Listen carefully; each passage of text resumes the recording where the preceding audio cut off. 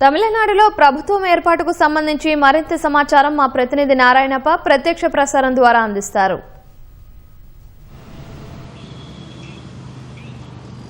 లక్ష్మి, తమిళనాడులో రాజకీయ సందిగ్ధతకు దాదాపు తెరపడినట్లే.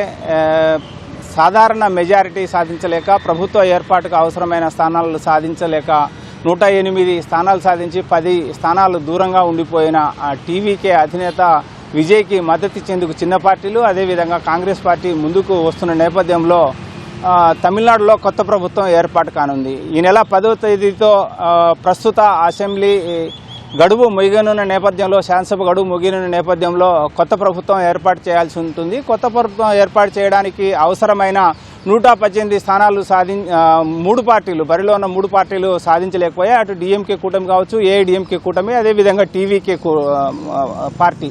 ఈ టీవీకే మాత్రం 108 స్థానాలు సాధించి అతిపెద్ద పార్టీగా అవతరించింది. దీంతో టీవీకే ప్రభుత్వం ఏర్పాటు చేసేందుకు అవకాశం ఏర్పడింది.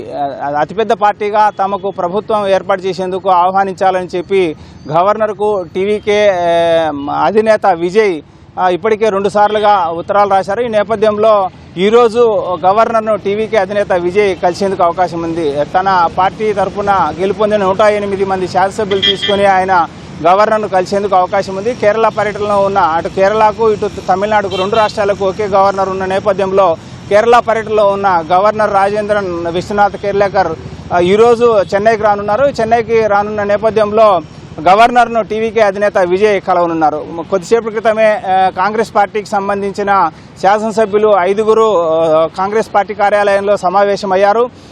ఇప్పటికే టీవీకే అధినేత విజయ్కు మద్దతు ఇచ్చేందుకు కాంగ్రెస్ అధిష్టానం నిర్ణయం తీసుకునే నేపథ్యంలో స్థానికంగా ఉన్న పరిస్థితిని దృష్టిలో ఉంచుకొని, స్థానిక సెంటిమెంట్ను దృష్టిలో ఉంచుకొని వాళ్ళు నిర్ణయం తీసుకోవాలని చెప్పి కాంగ్రెస్ అధిష్టానం స్పష్టం చేసిన నేపథ్యంలో కాంగ్రెస్ పార్టీ నుంచి గెలుపొందిన 5 శాసనసభ్యులు, కాంగ్రెస్ స్థానిక నాయకులు స్థానిక కాంగ్రెస్ కార్యాలయంలో సమావేశమయ్యారు. అదేవిధంగా టీవీకేకి మద్దతు ఇచ్చేందుకు డిఎంకే కూటమిలోని కాంగ్రెస్ ముందుకు వస్తున్న నేపథ్యంలో కాంగ్రెస్తోనూ డిఎంకేతో కలిసి పోటీ చేసిన సిపిఐ, సిపిఎం, అదేవిధంగా వీసీకే కూడా విజయ్కి మద్దతు ఇచ్చేందుకు ముందుకు వచ్చాయి. ఇలా చిన్న పార్టీలన్నీ మద్దతు ఇస్తున్న నేపథ్యంలో 108 నుంచి ఆయన సంఖ్యాబలం 125కు చేరేందుకు అవకాశం ఉంది. దీంతో ప్రభుత్వం ఏర్పాటుకు దాదాపుగా మార్గం సుగమైనట్టే.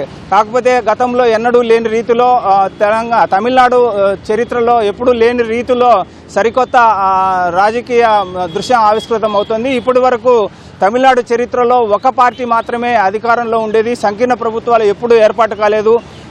కూటమిగా నిలబడి పోటీ చేసినప్పటికీ ప్రభుత్వంలో మాత్రం కేవలం ఒక పార్టీ ఉండేది. గతంలో కూడా 2021 సంవత్సరంలో కూడా డిఎంకేతో కలిసి కాంగ్రెస్ ఇతర పార్టీలు కలిసి పోటీ చేసే, కానీ ప్రభుత్వంలో మాత్రం కేవలం డిఎంకేనే ఉంది.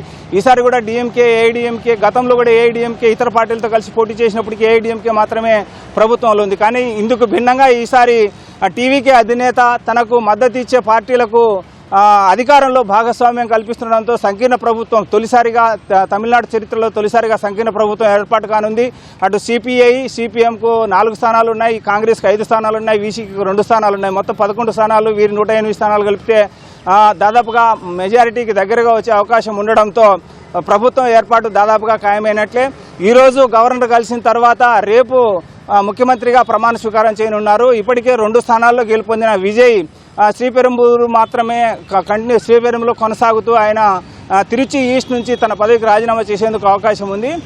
రేపు ప్రమాణ స్వీకారం ముఖ్యమంత్రి ఒకరే చేస్తారా, లేకపోతే సంకీర్ణ ప్రభుత్వంలో మంత్రులు కూడా ప్రమాణ స్వీకారం చేసేందుకు అవకాశం ఉందా అనే అంశం మాత్రం ఈరోజు గవర్నర్ కలిసిన తర్వాత టీవీకే ప్రకటనతో స్పష్టమయ్యే అవకాశం ఉంది. ఇది ఇక్కడ తాజా పరిస్థితి. Lakshmi, over to studio.